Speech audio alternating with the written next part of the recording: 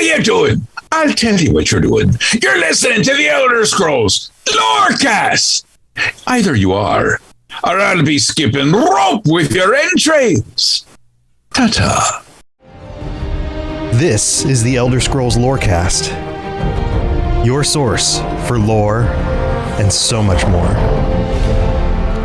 Adventurers, welcome back to the Elder Scrolls Lorecast. You got me, Tom, and Lotus, as usual. We're following up on last week's episode about necromancy, because we went over some of the gory basic details. Yeah, but how it all works. Yeah, but this week, we're talking a little bit about the history and a little bit about the way the different cultures engage or don't engage with necromancy across Tamriel. So it's kind of a follow-up episode. And then next week, Lotus is working on his Dramathra research in order to talk. We're going to combine a little bit of necromancy, a little bit of astronomy, like all that. Yeah, it seemed like, again, it was kind of surprising we hadn't overtly done anything like with a Dramathra episode. And I felt it was kind of a good closure to, we did the astrology thing and we're doing the necromancy thing. And I really love the Dramathra lore. I think it's super cool. So it just seemed like a fun way to kind of combine both things together to end this little section, because we've sort of, I mean, when applicable, we group things together. We go into and that one just seemed like a good closure to this little section, because it kind of involves a little of both and a whole bunch of Namira. That's true, yeah, and Namira. So you got that, which is always fun. Anytime a Daedric Prince is involved, it's fun. And speaking of Daedric Princes, this is not a segue at all. One other thing I wanted to put in here right at the beginning of the episode is that I have been working. We've still got our giveaway. You've still got 2 weeks left to get your recommendations for Skyrim challenges on the Patreons. Patreon.com/Elder Scrolls Lorecast. It's free. Just sign up for free and comment on the post about, hey, give us your recommendations. And truth be told, there aren't that many people commenting, even though this will give you the newest expansion for ESO and the base game if you don't have it. Plus, you can take that code and give it to a friend or whatever if you win. So go check that out. Come up with a fun way to play Skyrim. Look up other people's playthroughs, or go check out the video that I just posted where I am playing, and this is on, I'm revising an old channel. It is now called Tom or Robots. That's the name of this YouTube channel where I'm putting these challenges up. And the first challenge is up. It's highly edited. I spent a ton of time working on it. Tried to do like really high quality stuff, and people seem to really be enjoying it.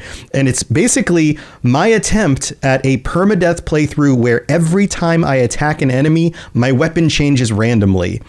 That sounds incredibly disorienting. It's a little insane, and it's on expert difficulty plus combat mods, which makes it feel a lot closer to legendary in difficulty. You have to be very, very careful, and it's permadeath. So it's super fun. It's up on, so look up Tom or Robots on YouTube. You'll find my newest my newest YouTube channel. You can check out the video. And if you want to support what I'm doing, what Lotus and I are doing, go check out his channel, go check out that channel, and help me get it monetized. We're about 350-ish subscribers in already, and we got to get to 1,000. And if you enjoy the video, that would be amazing if you like and subscribe and do all the YouTube stuff. But anyway, let's move on, because we have necromancy to talk about again. You ready, Lotus?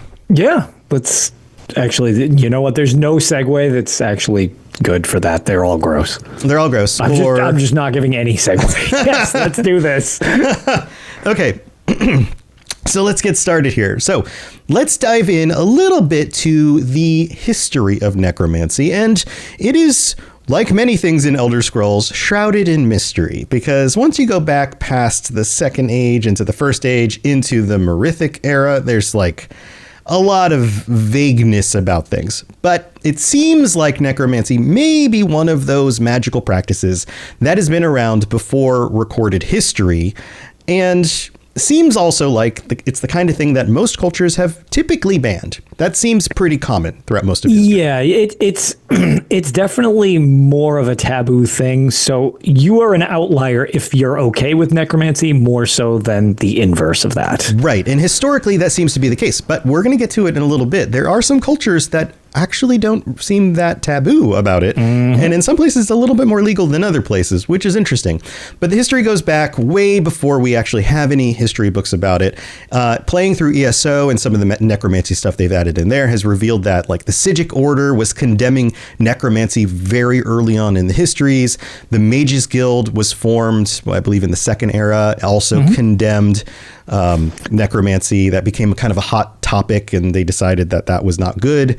And basically anybody who had any connection to magic across, in some sort of official capacity, like across the imperial expanse of Tamriel, pretty much banned it, and for good reasons.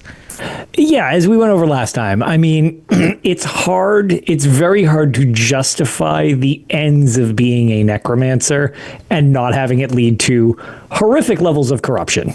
Yes. Now, speaking of corruption, this is a good segue. The very first necromancer might actually be somebody that we are all familiar with, Manimarco, who shows up as a villain across the series and may, in some regards, and of course all this stuff is foggy, right? There's a lot of like different people telling different versions of history, and of course Manimarco is not going to be the best source of his own history because he's going to want people to perceive him in a certain way because he's a terrible evil guy. Yeah, nobody's the villain of their own story. Right. But it seems like he might actually be one of the oldest people in all of Elder Scrolls history. He may be the very first actual true necromancer. Not that he was the first to dabble in necromancy, but the first to really develop it into something that worked and allowed him to transcend his own lifespan, seek to achieve lichdom, all of that stuff. So it goes way, way back to the point that he may not even be an Altmer, like current high elves are all Altmer. He might actually be an Aldmer before that division happened in their history, which is kind of mind-blowing when you think about it. That's like kind of wild if that's the case. But we're dealing with somebody who's been around for a very long time, both in lore and also literally in the games. I mean, he spans a lot of the games entries as well. Yes. So that would also mean that he has lived through the Middle Dawn, which was a dragon break. So he would have been a survivor of at least one, if not multiple dragon breaks. Which is pretty wild again. Yes, also very, very crazy. Now, there is a poem about Manimarco which calls him the world's first of the undying liches. But there are definitely conflicting accounts that claim that there probably were other liches before him. So again, this might be just his own bravado saying, well, no, I'm the first real lich or something like that. Sure. We don't really know. Again, nobody's going to be the villain or the second place. And they're like, oh, no, I was actually the first. Were you? I mean, it seems like it's very plausible, but when you have this much time spanning, it becomes very difficult to iron out exacts. Right. And in his ascent to lichdom and the power that necromancy would bring him, he would speak down about any other previous or contemporary necromancers. Basically, like, they didn't truly understand the power that they could wield, but I do.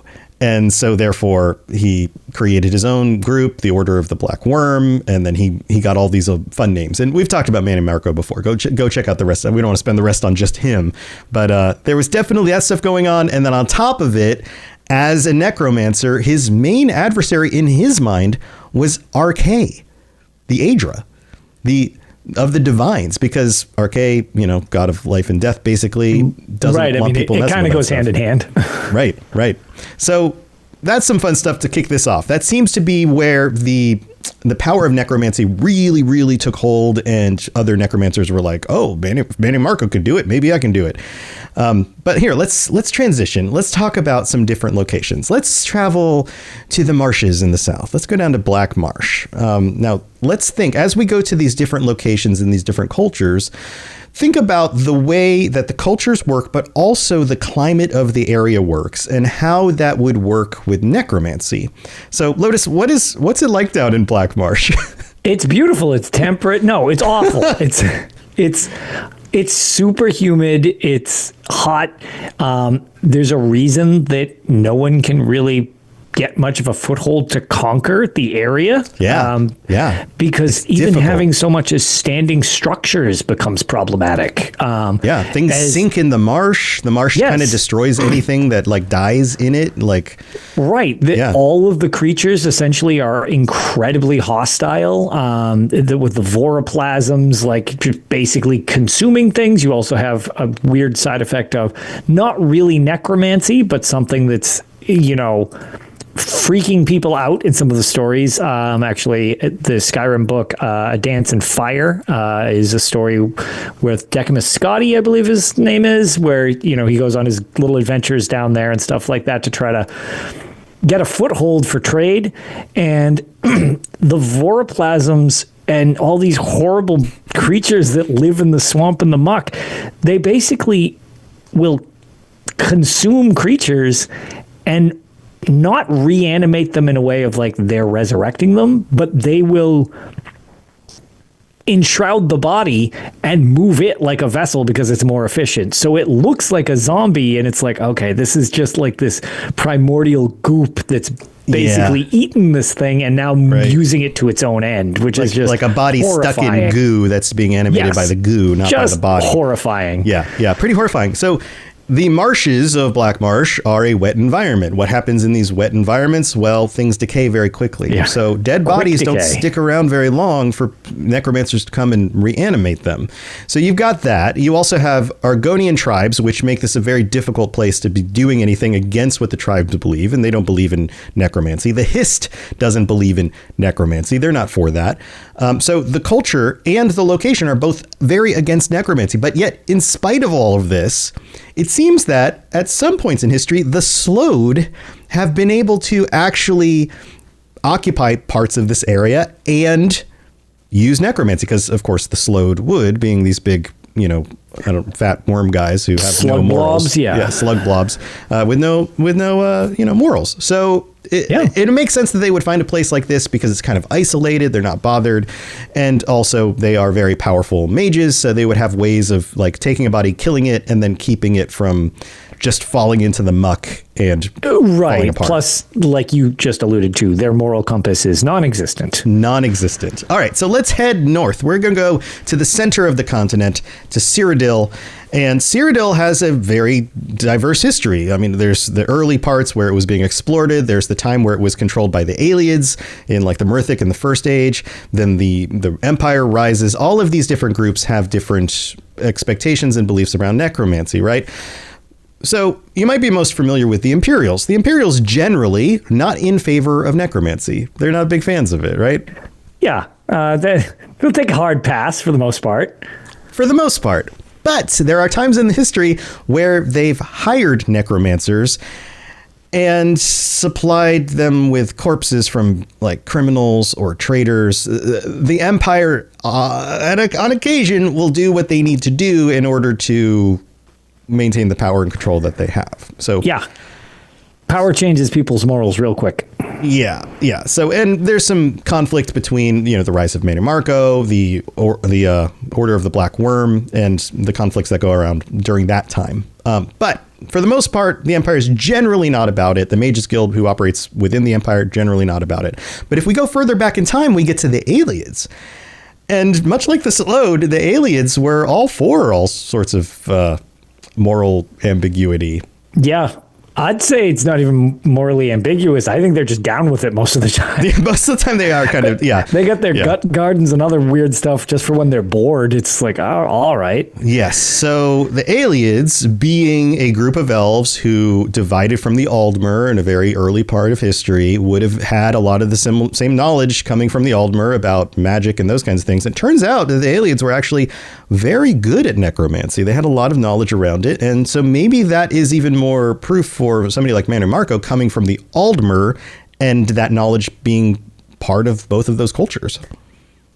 So could be a thing. I mean, especially to like you said, that might have outside the moral ambiguity of Manmarco in general, it's like if that's what you grow up with, it might not seem weird if he's actually an Altmer as opposed to an Altmer. Right. And those cultures change over time. The Altmer definitely change over time. Even in the different eras, you have, the rise of the Thalmor. We've talked about this before. Right. The Thalmor in older parts of history had a different role than they do in the third and fourth era.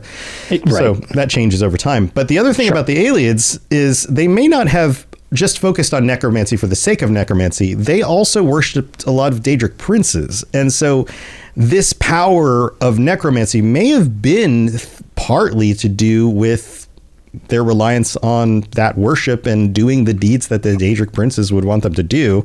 And Daedric princes don't really care about, people and their willingness to have their bodies reanimated or whatever. Yeah. Again, it's one of those that we're sort of nothing entities. So it's like, they're rarely do they go out of their way to screw with people. I mean, some do, but some do. So, it depends on their sphere of influence. Sheogorath. Yeah. Right. I was going to say, it depends on their sphere of influence, but for the most part, it's just kind of we're there because we're there.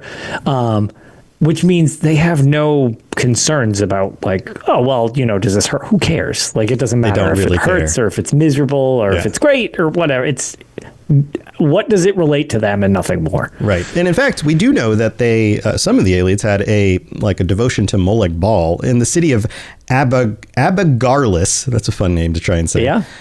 There's a part of the history where they unleashed hordes of undead against their enemies. And this was very specifically due to this connection to Molag Bal, which makes sense. I mean, which Daedric princes would be for necromancy? Well, it seems like Molag Bal would. Yeah, it seems pretty high on the list of things he would be totally down with. Yep. So we have a diverse history in Cyrodiil depending on the culture, but the climate seemed like rainforesty at one point, and then at another point it just wasn't anymore. And it's one of those oddities about the series because the lore seems to not always match up in that regard. But yeah, there's a lot of thoughts on why it's one way in some documents, another way in game. It's very, very you get the gray area of storytelling over the ages, which is something that I constantly bring up that I love about this game or this whole series. But again, it makes it hard when things are whose story was real if you weren't there? I mean, the only time we've seen it, it doesn't seem like it's a rainforest. Yeah, it doesn't seem like it's a rainforest, which means that the bodies would last a little bit longer. They wouldn't decay as fast. But speaking of places with a little bit more forest and even desert, let's head back down to the south again and go to Elsewhere.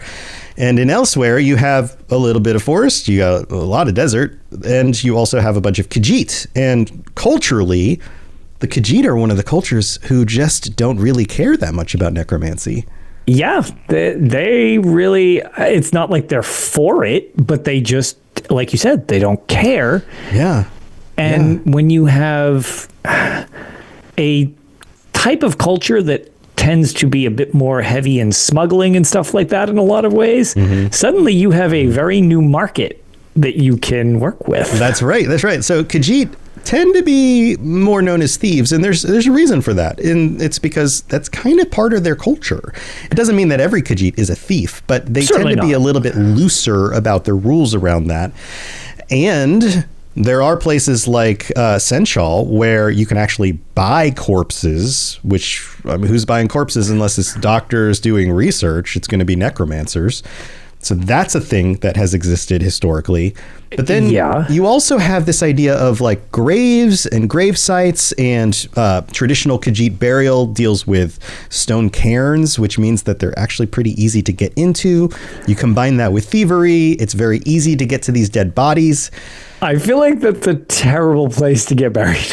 Yeah, right. And on top of it, if it's in one of the desert regions, then the bodies don't decay as quickly. Right. You've got this arid climate, and it's okay, cool. And the likelihood that my grave will be pillaged is high to very high. Right. So if you are a necromancer, you might want to head down to Elsewhere and you can find some bodies, which makes me wonder why we haven't seen a whole lot of Khajiit zombies in the game. Usually they're other things. Right. It's not super common, but again, maybe it's just we'll just dig up all the other foreigners who are buried here. Yeah. Scream and Chaz asking, who are some of the Khajiit necromancers? I don't know of any that we know by name. Historically, do you know of anybody? I'm trying to think. Yeah, I was going to say, interestingly enough, there's a lot of people down there, but I'm not thinking of any Khajiit necromancers. In ESO, they seem much more into selling off the bodies rather than doing it themselves. Right. Yeah. In ESO, it's like Imperials. There's an Orc one. There's Zumeg Foom. That was immediately elves. who I thought of because he was such a big part of the Elsewhere story, and I'm like, but Zumag was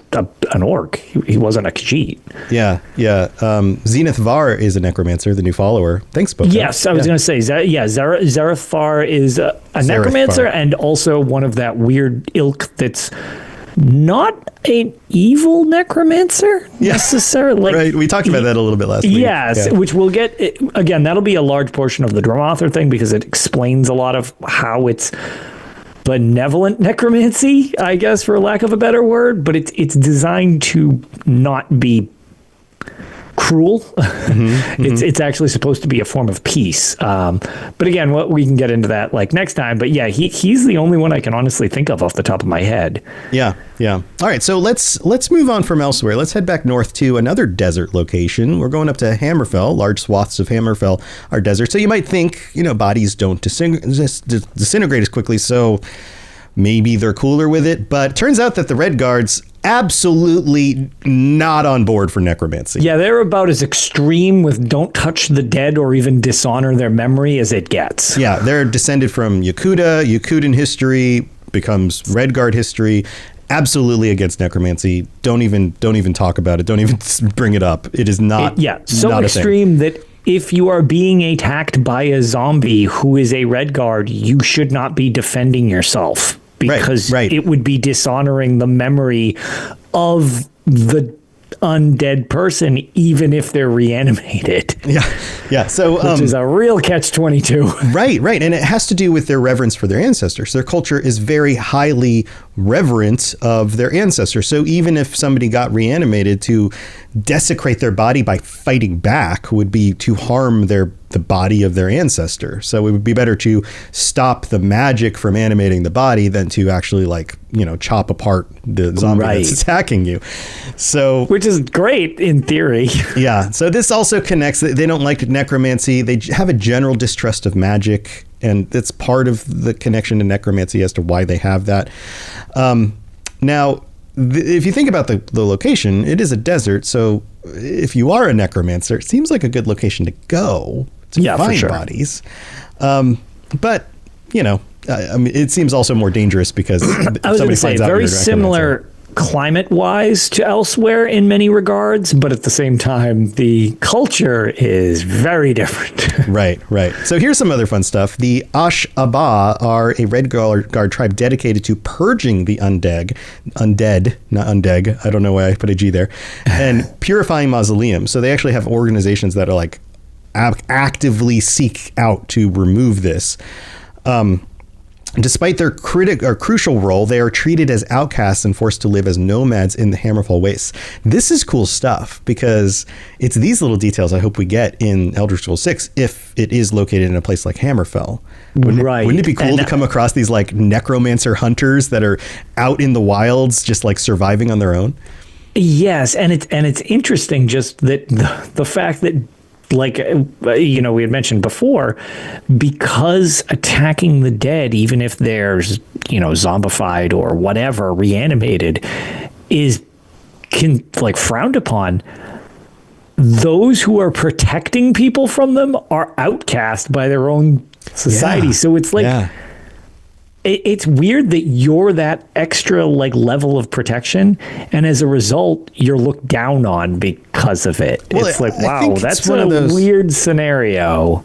Yeah, I feel like oftentimes you have these groups that go to such a far extreme that they're considered kind of untame or dangerous. Sure. Because they're so willing to hold somebody accountable and to do violence against them. So it makes people feel nervous, right? Maybe, I don't know, I've been watching the new Daredevil series. A vigilante who's only beating up bad guys is probably helpful in the long run, but they're also kind of skirting the law in a bad way. And so you wouldn't want to associate with them. And in this situation, it always struck me, because this is actually, if you're interested in this and you do play ESO, if you do the Alakir Desert storyline, there's a lot around this. What I find interesting is the way the Red Guards view them almost is like, yeah, this is necessary. And it's sort of like a wink, wink, nod, nod. It's like, yeah, we know you make everything safer for us, but also we want to stand on our moral high ground. So we're going to pretend that no. We would never do such a thing. But it's like, yeah, but only because somebody else is doing it for you can you keep this moral high ground. It's a very... Right. It feels very political in the Alakir region and just Red Guard culture in general. Yeah, that makes sense.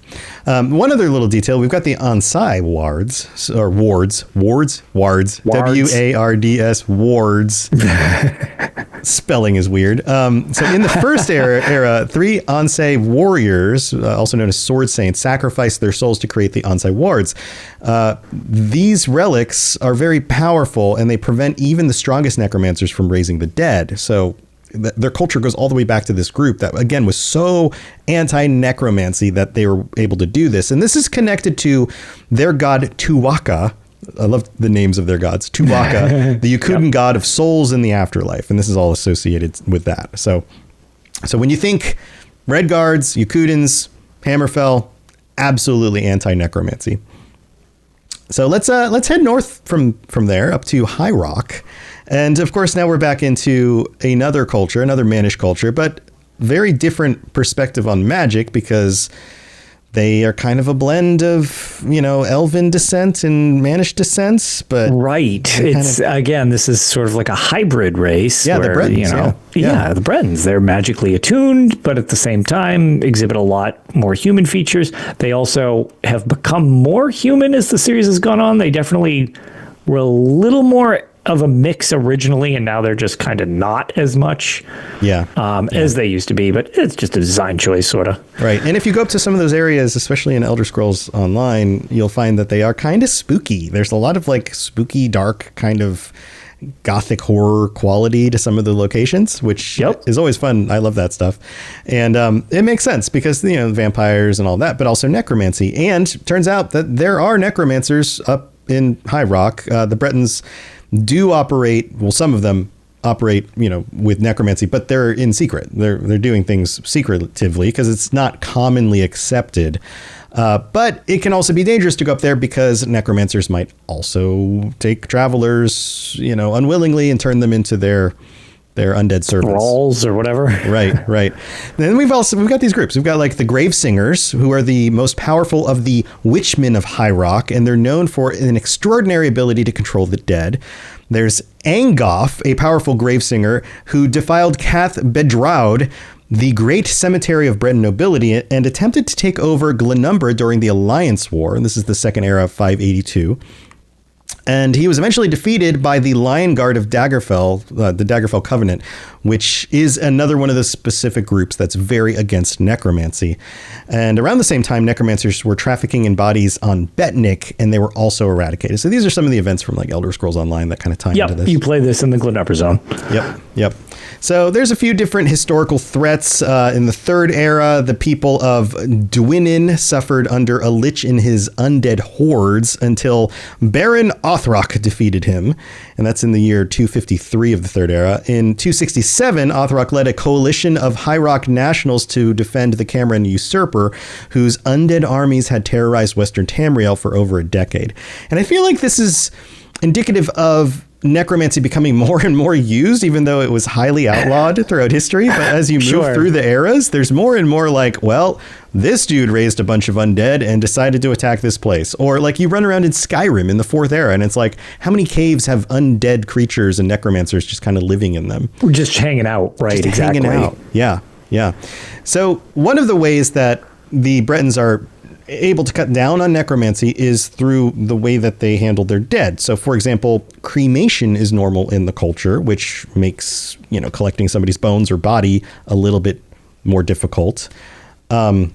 There are, in the southern areas, tombs, and tomb burials are more common, kind of like in the imperial style, and that makes their bodies actually more possible of getting because they're entombed and kind of, removed from the elements in order to make the bodies able to be got. So there's a few different ways that they can get bodies also, because with all the different warring groups, there are conflicts and battlefields, and the dead in the battlefields are also great places for necromancers to find bodies as well, because oftentimes it takes people a while to actually deal with the bodies in the fields. So that happens as well. But then there's also the black market. There are necromancy trades. There's always the black market. Yeah, kind of like in Elsewhere, where like the sewers of Wayrest, you can go find bodies if you're really looking for them. So there you go. Yep, you just gotta know who to ask. Yes. Now, there are other groups in that area other than, say, like the aristocracy and those people and the commoners. There's also druids, and according to some druids, they see necromancy as actually a legitimate spiritual practice. And this has to do with Ifrei and Ifrei's blessing of life and all of that kind of stuff. So there is some diversity in perspectives of necromancy in that part of the world. So there you go. That's that place. Yeah. I don't know if you want to add anything else to that. Yeah, no, I'm good. Let's head to another place where they absolutely do not like necromancy at all. Morrowind, another culture that venerates their dead and talks with their ancestors and all of that. So yeah, this is kind of a theme.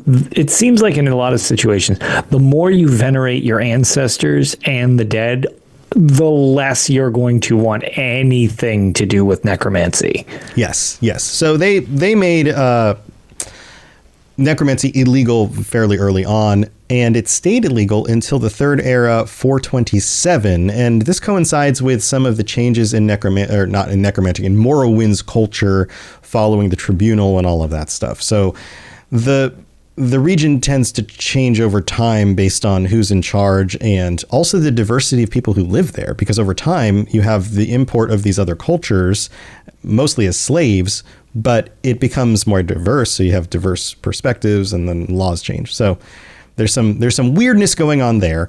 But then you also have groups of dark elves like the Telvanni who are seeking power and control over magic. And so this becomes something that they engage with. And some of this started with using it on birds or animals and these kinds of things, and eventually making its way to humans and all the terribleness that comes with that. Yeah, but circle back to what we originally said, where it's like, it's weird how your scruples go out the window when it relates to getting more power. Right. And slavery is a big thing in Morrowind as well. So yes, especially amongst the Telvanni and the House Dress. Right. So you would think that some of these groups would be more okay with necromancy because it's just like slavery that continues after death. Yeah, it's just post-life slavery. Post-life slavery. So wonderful. That's very appealing. Yeah. So you got that. So that's Morrowind. Let's head over to Orsinium. The location of Orsinium changes over time depending on what area you're in and all of that. Yeah. But there's not a lot to say about the orc perspective of necromancy. Necromancers in general, though, consider orc corpses highly valuable because they tend to be more durable and they've got stronger bones than some of the other races, which would be very disturbing to me if I was an orc, because I would be like, I would constantly have this fear of I don't know, a necromancer doesn't come after me after I'm dead. Yeah. I just like how, the bones are real strong, make real good skeleton monsters. Yeah. Yeah. And this is actually true to the point where toward the end of the Third Era, there were a group of necromancers who attempted to establish a trade route with the orcs in order to get corpses from Orsinium. And we don't know how that ended. We don't know the result of this. I mean, if it's anything like Khajiit, it's probably not great for whoever was dead nearby. Yeah, right? Can you imagine being somebody in power who's like, well, we can make a little bit extra money if we just let them raid man, we could probably get rid of our yurt taxes if we just sell a couple. So that's Orsinium. Sell a couple extra relatives who aren't being used. Oh, man. I hope, and this is another one of those things I hope we get in Elder Scrolls 6, is like a Khajiit bodies used in necromancy, orc bodies used in necromancy. I would imagine you'd have durabilities too. Right. Yeah. You would have different like races showing up, but certain ones maybe more often than others, or certain ones at different durability levels. So they're harder to fight. That would be really funny. It's like, oh man, the skeleton's really frustrating. Like higher level skeletons are just like, right. Yep. It becomes an orc skeleton like after a certain threshold because it's more durable. Yeah. So yeah. Or like even like thralls or like zombies. Like, oh, this one's real big. Oh, because it's an orc. It's still got a lot of meat on its bones. So all right. So let's go from Orsinium up to the far north. We're going back to Skyrim. I was just in Skyrim today because I was playing Skyrim. But Skyrim, favorable conditions for corpses because it's so cold that the bodies just freeze when they die. Yeah, it's like putting them in the fridge. Yeah, just put them in the freezer. Just put them right in the freezer. Yeah, freeze up that body. Maybe that's why when we play Skyrim, we come across so many places with corpses and skeletons and things, is because they last for a long time. Yeah, it's just a perfect environment. Yeah. So in general, the Nords not fans of necromancy overall, but that doesn't mean that they don't have their necromancers. It also doesn't mean that, like, if you think about the history of Skyrim, I mean, what do you come across in many of the underground locations? I was going to say, and 85% of what you fight are Draugr. Yeah, Draugr. Like you come across, they're basically zombies. Yes, they're yes. Yeah, so you've got like the dragon cults and the turning of these servants into these undying servants for eternity, it seems. That's kind of the thing. That's a weird gray area, I find. A weird gray beard area. I'm sorry. Beard area? I apologize for that really lame joke.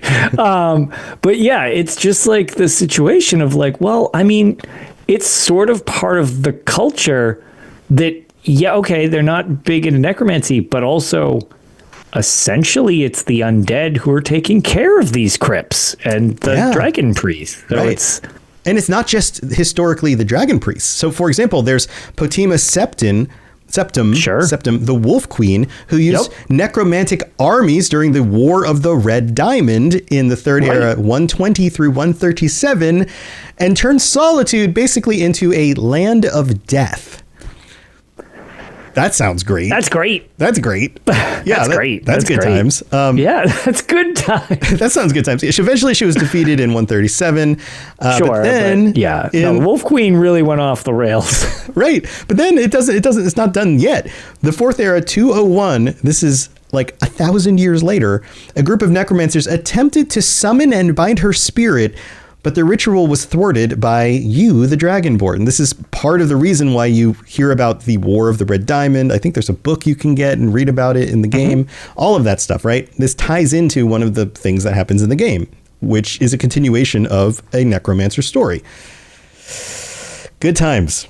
Good. Nothing about this sounds like good times. Yeah. And it's just awful reanimated times. Right. And not only do we have the Draugr, we have the Wolf Queen, but we also have Reachfolk, and the Reachfolk also pretty down with necromantic practices. Indeed. And that's a situation where you really kind of do, again, run into, it doesn't overtly seem like you're dealing with undead in certain scenarios, but one thing that is very interesting is Briarhearts themselves are dead and reanimated. So, that's sort of the same scenario. It's just how they go about it is different. Yeah, and it's grow you like a mini tree. Right, yeah, it's kind of like the Druids. They use kind of this like earth plant kind of magic in order to reanimate things. So you've got another weird version of necromancy there. So, although Skyrim as a whole, not pro-necromancy, seems like a lot of its denizens at different times in history absolutely were. I was going to say, not pro-necromancy, but wink, wink, are totally pro-necromancy. Yes. So here, let's head down to the south. Let's go talk about some more elves. Let's go to Somerset Isles. Of course, the seemingly home of Mannimarco, although he may have been an Aldmer who may have actually come to Tamriel from over the sea. Who even knows? So you've got that stuff going on. But in general, in the Altmer culture, necromancy is absolutely forbidden. It is. They're not down with it. It's not a cool thing. There are, though, of course, some loopholes. Some of the Altmer elites were willing to study these things and were given a limited ability to do so at different points in history. You have connections to things like soul trapping, soul gems, that part of the culture. So you got a little bit of that stuff going on historically, but unlike Skyrim, there's not like these roving bands of necromancers across the landscape kind of. Yeah, they're not just like trading them bodies at local thrift stores and stuff. Right. If anything, it was like the rare situation of somebody like Manny Marco, a very powerful mage, overstepping the bounds of what they were supposed to do. So you got that sort of thing going on with the Altmer. Also, there's Thras and the Slode, who are kind of connected to this part of the world as well. And like we mentioned with, Black Marsh, they show back up every so often. They use necromancy. They're in conflict with the Altmer. So you got a little bit of that stuff going on down there too.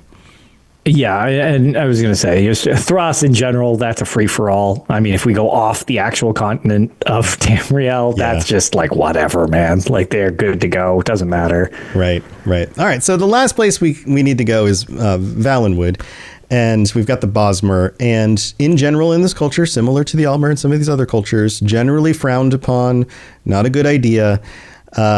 This is interesting. Bosmer do not practice Arkay's protective rites, but their tradition of ritual cannibalism reduces corpse availability, making Valenwood a difficult place for necromancers. So unlike the environment decaying the bodies and making them more difficult to use, the fact that traditionally they weren't against eating bodies, there's not much left after they eat the bodies. I would argue that's the funniest reason in the series why there aren't a lot of bodies. It's like, oh man, I got to clean up the streets after our war. Better eat all these corpses. Well, we got a lot of food. Exactly. I mean, we can't be eating these berries. We might as well eat our buddies. So, So here's as a side effect. It's like, I love how that's just one vice that solves a different vice in the environment. Right. Yeah. It's just like, oh man, this is super. I mean, cannibalism is not considered an okay thing throughout the series overall, but then like in Bosmer culture, okay, that's part of the Green Pact. But then as a side effect, it's like, well, most people also are not good with necromancy overall. But this other taboo subject ends up negating another. It's just weird that it's just like, oh, okay, you get so many vices at once in one region that it kind of balances out. It kind of eats itself. Yeah, exactly. So we do have terrible job. So that's just how we do. That's how we roll. So we do have one story about necromancy in Valenwood that we know about. So the ancient Ayleid city of Hectaheim was built in the heart of Valenwood. And this is a place of immense power. And there was a forgotten necromancer who corrupted the heart, raised an undead horde so powerful that the city had to be sealed off forever. In the year 249 of the Third Era, the Cameron usurper used Daedric and necromantic forces to conquer Valenwood in just 2 years. So we've got kind of some events of necromancy leading to historical situations, but in general, not very common in this region. So yeah, I mean, there's not really much more to say on that. It's another one where it's just like, more being frowned on in the overall grand scheme of things, and they just have their own situation as to why it's kind of less frequent. Right, yeah.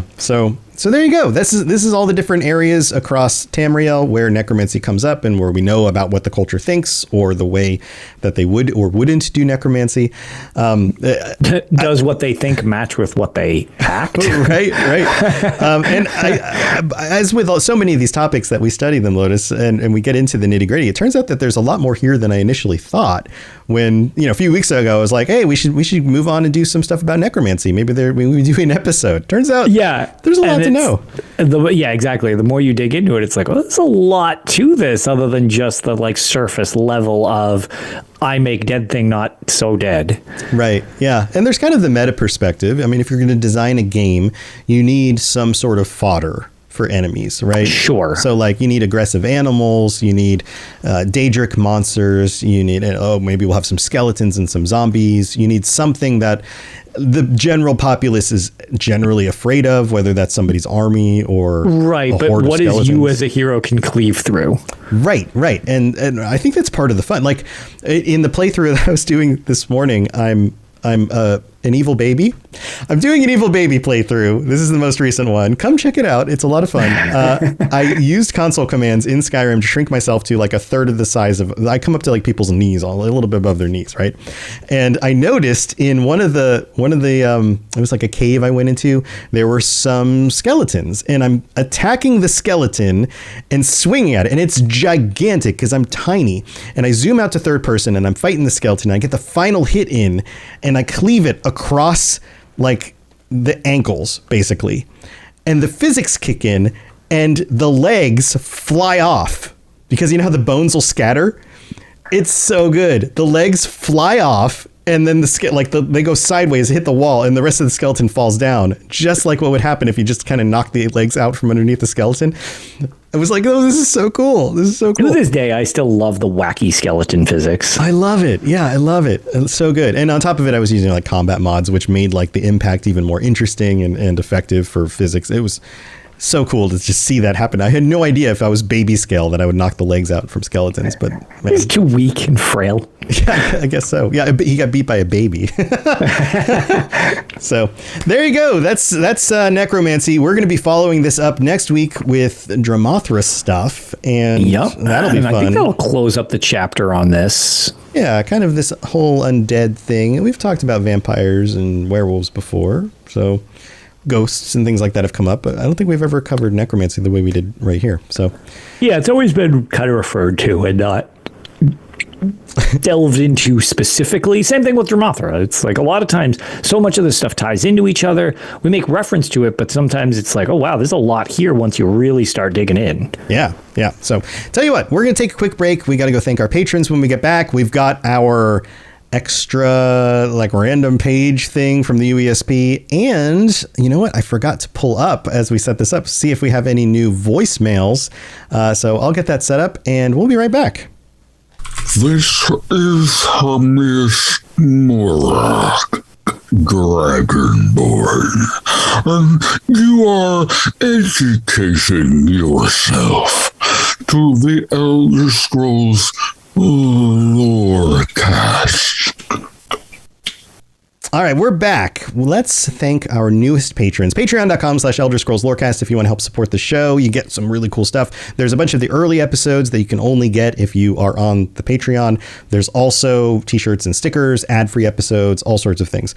And we have to welcome Tyler N., Haven G., and Christina C. Welcome to the Patreon. Thank you for signing up and supporting us. We really appreciate that. And also, thanks to all 144 of our paying supporters. Thank you to all of you. And we have to shout our Daedric Princes out. We've got Blinding Vision, Hercine, Kira C., and Peter R. Thanks so much for your support as well. Appreciate all of you. Yeah. If you want to help us in other ways, you can leave a 5-star review on Apple Podcasts. We don't have any new ones, at least in the U.S. that I can see right now. But please do that, even if you're not in the U.S. It really does help. You can also rate the show on Spotify. You can share it with your friends, all of that stuff.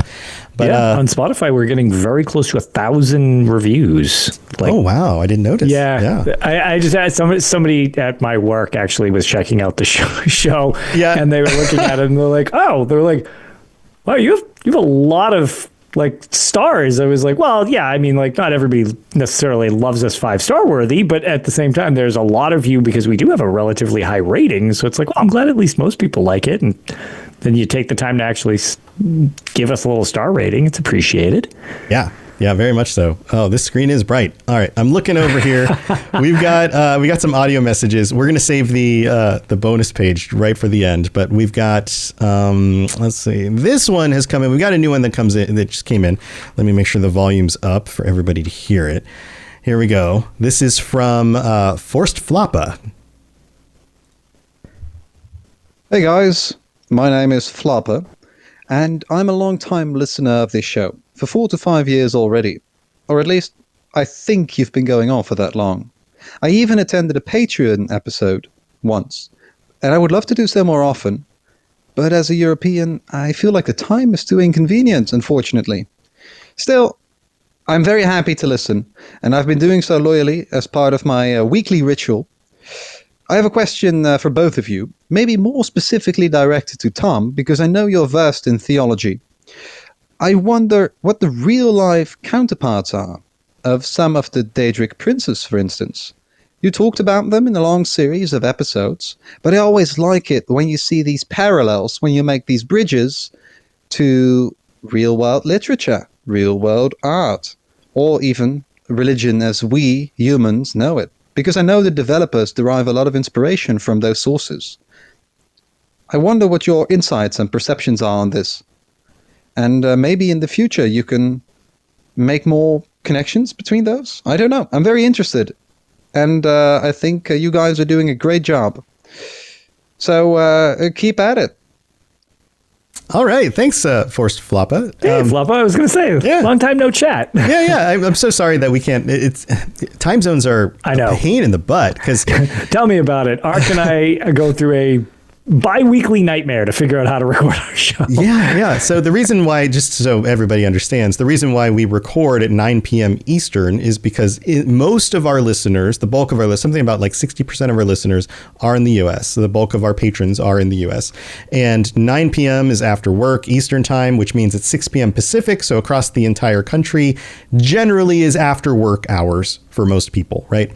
And then that means that it is really late in Europe, and it's even later as you get further across the continent and into places like Asia or the Middle East or wherever. And it's not as convenient for everybody over there, but there just isn't a perfect time for everybody. So, but thank you for the support, Force Floppa, and this question. So I'm just gonna have to respond off the top of my head about this connection between Daedric princes and religion. In fact, that seems like a fun episode for us to cover sometime in the future. Yeah, that actually sounds like a great topic. Yeah, if given a little bit of time to like really prepare, and we could build an entire topic out of it, if I wanted to, if we actually do the preparation for it. But off the top of my head, Daedric princes seem to derive more inspiration from traditions with pantheons of gods, multi-god pantheons, and less individual gods. Like there's not as much. I mean, you do have demonic entities like Molag Bal, which feels like it's very Christian kind of influenced in its perception, and it depends on the version of Christian in different parts of history and those kinds of things, but a more like medieval to modern day, devil with horns kind of Christianity thing going on there. But for the other Daedric princes, they all seem to take over certain realms. So you have, say, a trickster deity. Somebody like Clavicus Vile's kind of a trickster, or Sheogorath's kind of a trickster. So that feels kind of like Loki from the Norse pantheon. You have some of these deities that have more to do with nature in certain ways, or disease, or light and life, and those kinds of things. And so when you have diverse gods, like say in the Greek pantheon or the Roman pantheon or the Egyptian pantheon, you have certain deities that kind of fill a little bit more of those roles. And on top of it, the Daedra are all about themselves more than their followers. And there's a lot of commonality in there as well for these like pantheon of gods, where the gods were kind of these extrapolations of humanity made big, but still very selfish in a lot of ways. And we're not necessarily totally benevolent beings. So there are some connections there as well. But yeah, definitely a lot of influence, yet kind of turned on its side. And then you even have more oddities with things like Talos and a mortal who gains divinity being connected to, in fact, there's a bunch of different, there's not just Jesus, there's other stories of people who were either born divine or gained divinity in different religious beliefs and mythologies and things like that. So you have some of that stuff going on too. But yeah, we'll have to put that on their back pockets as a list to kind of go through and divide them up and kind of categorize them and see what maybe some of their influences were.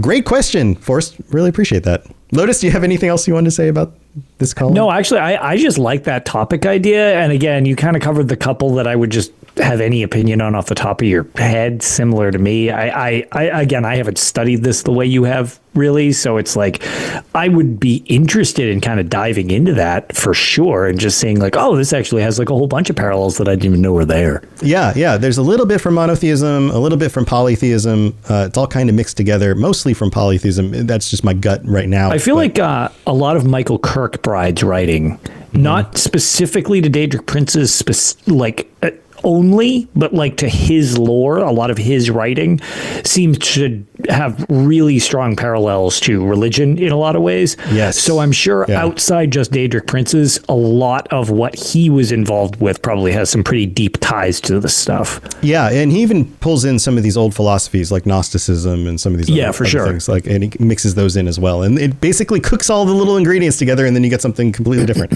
So that's a lot of fun.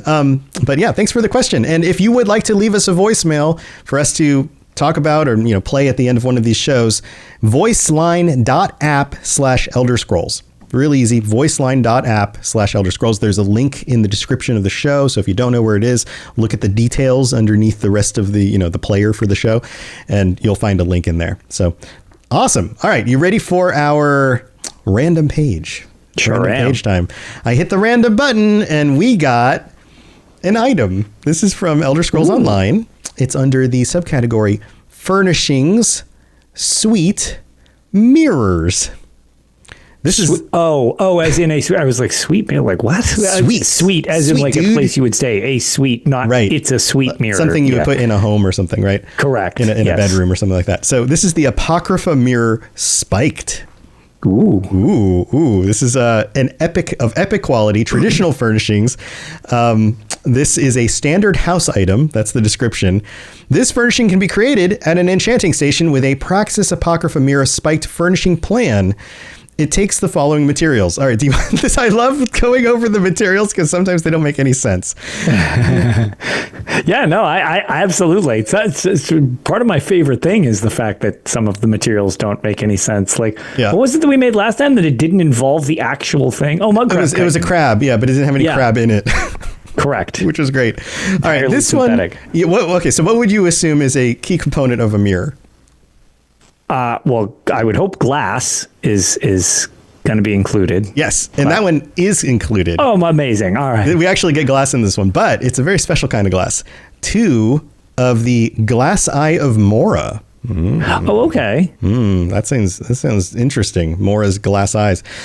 We also 13 mundane runes, 10 regulus, 6 alchemical resin, and 3 rakuda. Those are the components. Okay. All right. And then you get an Apocrypha mirror spiked. And this one looks like some of the designs from Apocrypha, which makes sense with Hermaeus Mora. So there you go. That's our random USP page of the day.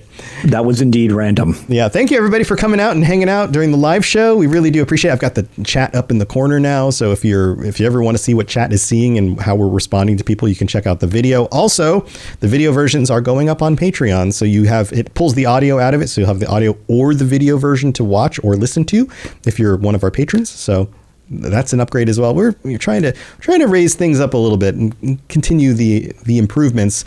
And remember, there is still time to get into the entry to win a key for ESO, including the newest chapter. So go get on that. Send me some more crazy ideas of things to do in Skyrim, and I might be streaming those on like Thursday and Friday mornings, and also any other days that I have some opportunity to do that. But thanks everybody for tuning in. Lotus, any last thoughts? Any last words? No, not really. I was going to say it's another fun episode, and if you're interested in more stuff Elder Scrolls, you can always check out our my other show, Tales of Tamriel, presented by the unofficial Elder Scrolls pages, which obviously we use a lot of their information for not just our super random page to end the show, but where we get all of our wiki information from. Well, not all of it, but a lot of it. That's definitely more of a conversational show as opposed to us teaching something here. So it's also tends to be a little longer format sometimes, but it's not as long as it was before. Generally, we try to keep it under 2 hours. 3.5 hour shows. Yeah, correct. But so you can always check that out if that's something you're interested in. But other than that, that's pretty much it for me. There you go. And I talked about my stuff that's going on. Absolutely would love you coming by the Twitch streams. Actually, it's Twitch and it's also the Robots Radio YouTube channel. Both of them go live at the same time.